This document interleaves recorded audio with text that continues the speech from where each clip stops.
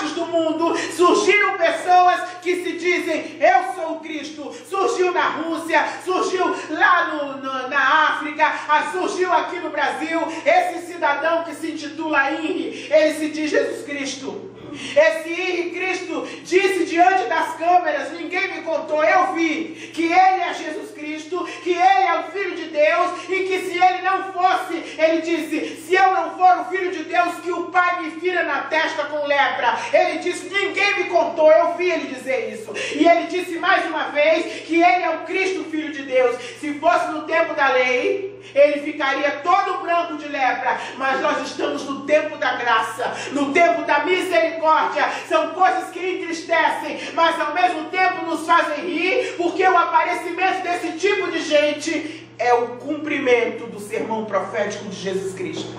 Quem disse que eles apareceriam não foi a Mara, foi Jesus Cristo. Cada falso Cristo que aparece é sinal de que a igreja está se despedindo dessa terra.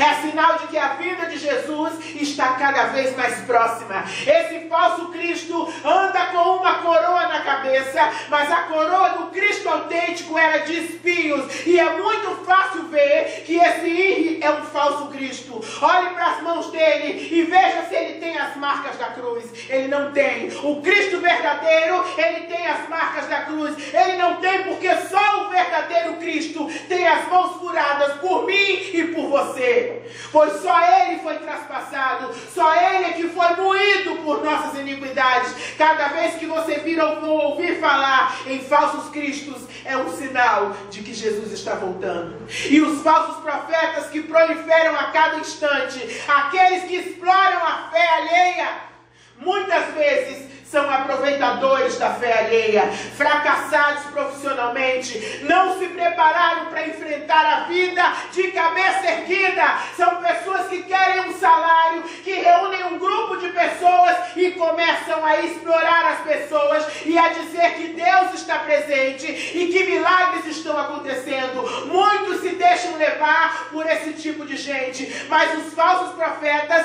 tinham que aparecer. Naquela época, Pedro já escreveu que sempre existiriam os falsos mestres. Mas nos últimos tempos, o número deles aumenta cada vez mais. É o cumprimento do sinal religioso, espiritual, deixado por Jesus Cristo. O segundo tipo de sinal que Jesus deixou foi o sinal político.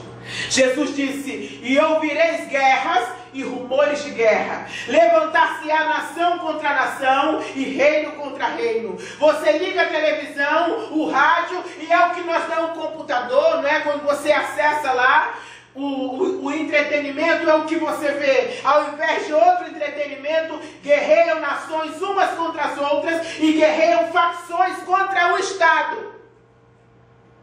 Dentro das áreas urbanas, nas grandes cidades. E você pode dizer, mas guerra sempre houve, pastora. Eu concordo com você. A primeira guerra foi a de Caim contra Abel. Quando Caim matou Abel, a partir daquele dia até hoje, o homem tem guerreado contra o seu semelhante. Só que nesses últimos dias, as guerras se sucedem numa rapidez impressionante. Hoje, as guerras são combinadas pela internet. Líderes são depostos e outros tomam o poder. Os homens, os líderes, principalmente os das grandes potências, investem mais em armamento do que em saúde e em habitação.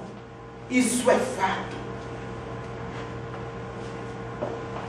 Eles se reúnem em conferências de paz, assinam um tratado de paz e quando saem dali se preparam para a guerra. Existe hoje a chamada guerra nas estrelas e até crente tem medo dessa guerra nas estrelas. Já vieram me perguntar, mas pastora, já pensou uma guerra nas estrelas? Que horror! Mas eu quero te dizer hoje, você que é nascido de novo e está esperando o Senhor, ainda que haja uma guerra nas estrelas, ela não vai atingir a igreja. Sabe por quê?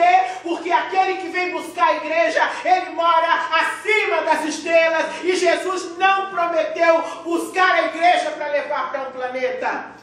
Ele vem buscar a igreja e levá-la para a casa do Pai. E lá em Apocalipse 21 está escrito: tem gente que se apega a esse mundo, tem gente que fica perguntando a Deus o que vai ser dele nesse mundo. Mas eu vou te dizer uma coisa hoje: se você soubesse como é bom seguir a Jesus Cristo, se você soubesse como é bom abrir mão de tudo em favor dele, se isso aqui não bastasse, porque Deus te recompensa aqui na terra.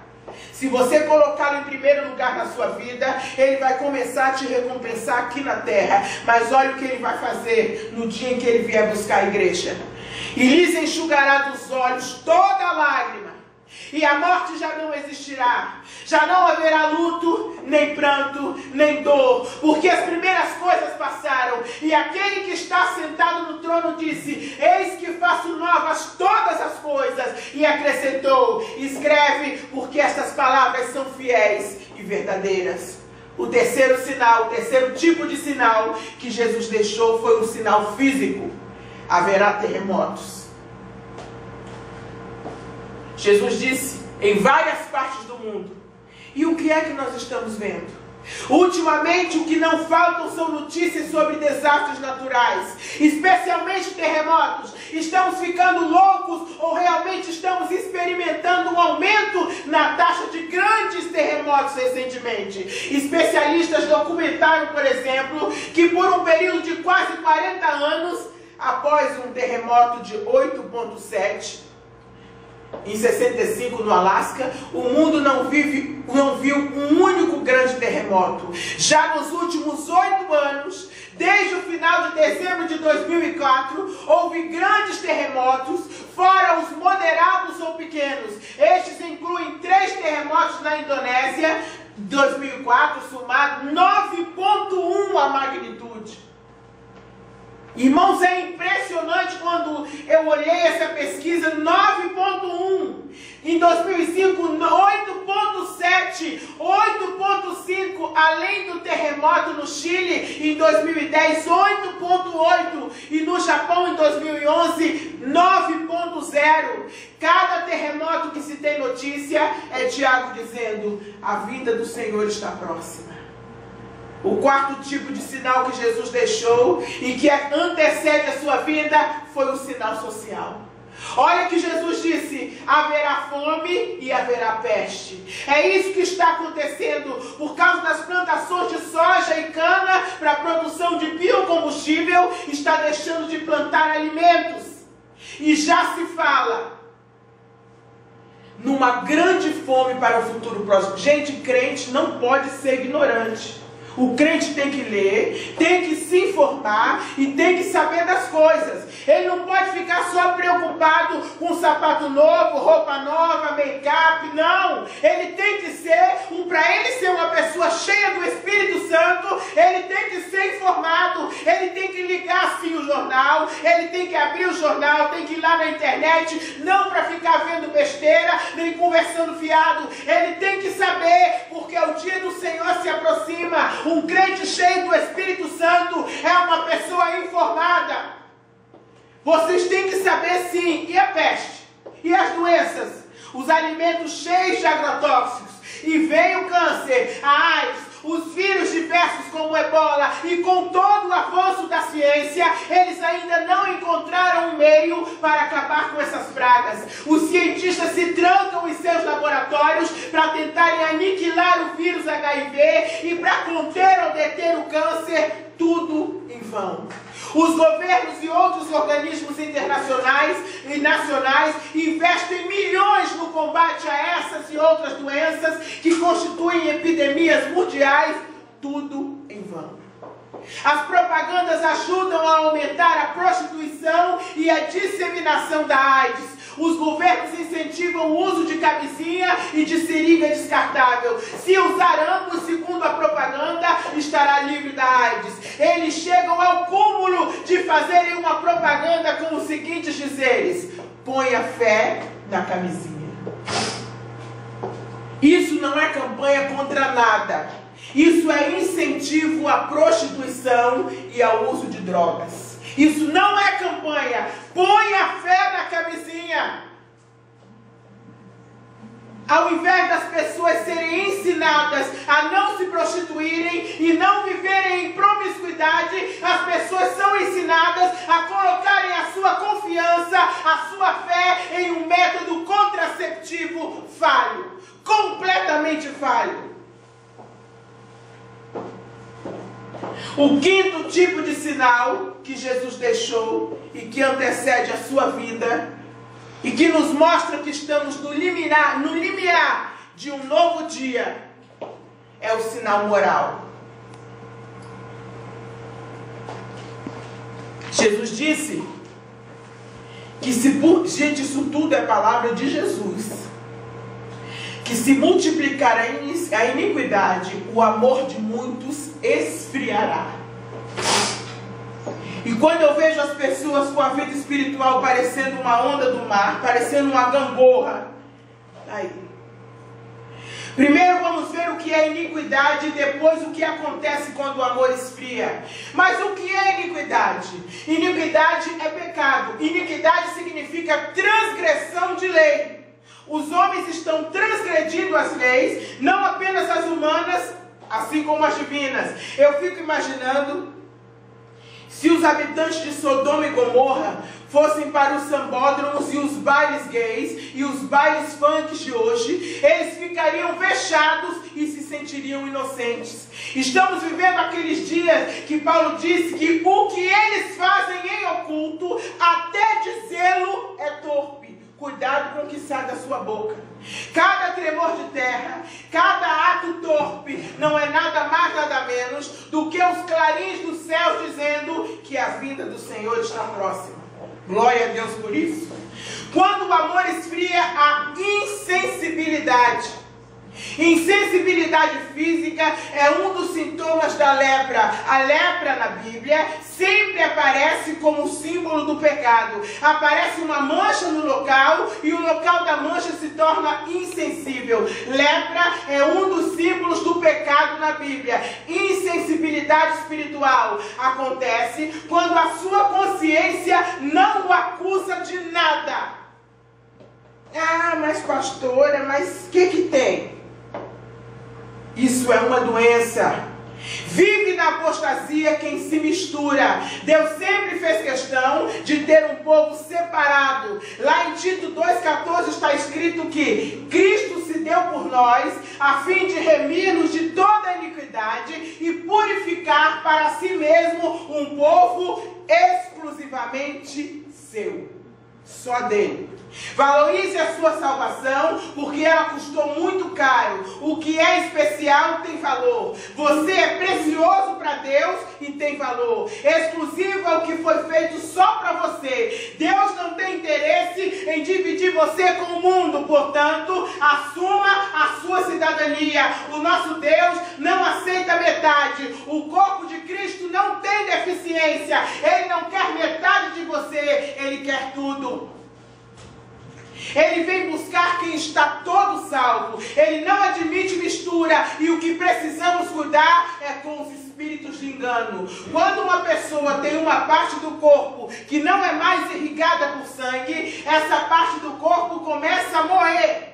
E tem que ser amputada, retirada do corpo, para que a pessoa continue a viver. Ninguém pode ficar carregando uma parte morta no corpo. Então não adianta você vir à igreja e durante a semana você fazer tudo o que a Bíblia diz que não pode fazer. Não adianta você vir para a igreja e fazer caixa 2. Não adianta você vir para a igreja e passar cheque sem fundo. Não adianta você vir para a igreja e enganar os outros. Não adianta você vir para a igreja e trair a sua mulher ou trair o seu marido. Não adianta você vir para a igreja e abandonar seus pais. Nada disso adianta.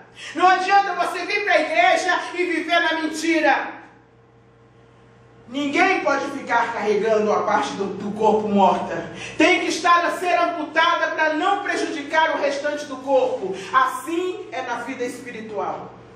Quando o sangue de Jesus não atinge, não irriga mais a sua vida, a pessoa tem que ser amputada do corpo de Cristo. Mas se a pessoa desejar, ela pode ser tratada por Deus para que o sangue de Jesus volte a irrigar aquele lugar. Mas se ela não quiser, é como Jesus disse, se não salgar, para nada mais presta, senão para ser lançada fora.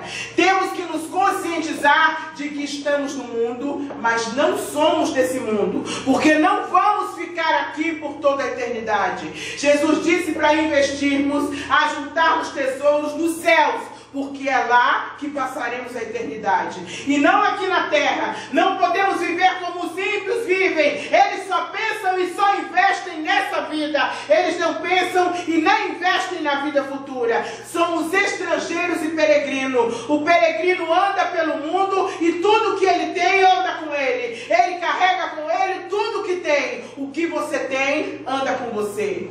O que o Senhor te deu. Quando você nasceu no reino espiritual, Ele te registrou e você tem um nome escrito no livro da vida. Você tem a vida eterna, o Espírito Santo e a palavra. E tudo que você tem é o que Ele te deu. Mas aí você pode perguntar, mas pastora, e os bens? E o meu carro tão bonito? Que eu acabei de comprar. Você é apenas o administrador. O que é seu, você pode levar. Quando Ele nos chamar, quem vai nos acompanhar são as nossas obras.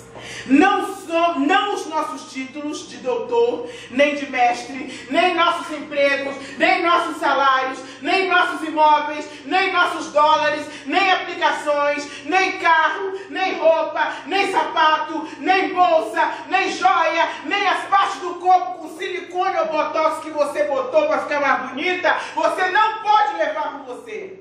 Nada. Nada disso, tudo isso vai ficar.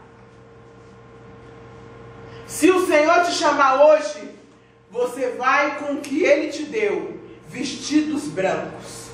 Como estrangeiros e peregrinos, nós não temos aqui nesse mundo uma cidade permanente. Nossa cidade está no céu. Quando vemos um estrangeiro, nós conhecemos porque a maneira dele se portar e falar são diferentes, não é mesmo? Gente, aumenta um ponto ali para mim, por favor.